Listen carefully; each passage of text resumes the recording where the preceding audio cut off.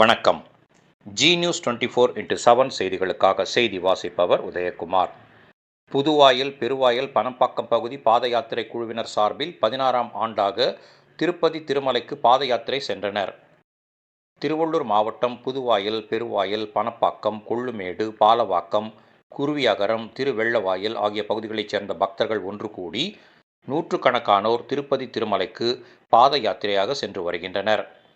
மேலும் இந்த பாத யாத்திரை குழுவினர் சார்பாக 2 திருக்குடைகளை திருப்பதி திருமலை திருக்கோவிலுக்கு சமர்ப்பிக்கும் வகையில் கொண்டு சென்றனர். இதனை முன்னிட்டு நேற்று புதுவாயல் பெருமாள் கோவிலில் இந்த 2 திருக்குடைகளுக்கும் சிறப்பு பூஜைகள் நடைபெற்றது.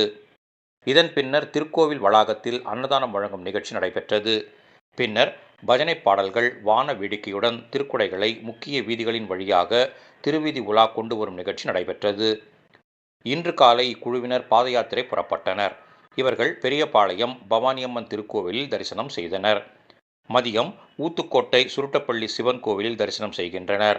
நாளை நாராயணவனம் புத்தூர் பூடி ரயில் நிலையம் வழியாக செல்கின்றனர். செவ்வாய்க்கிழமை அலமேலு மங்காபுரம் திருக்கோவிலில் தரிசனம் செய்கின்றனர்.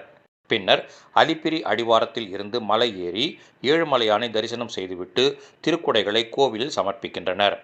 இந்நிகழ்ச்சிக்கான ஏற்பாடுகளை பாத யாத்திரை குழுவினர் சிறப்பாக செய்துள்ளனர்.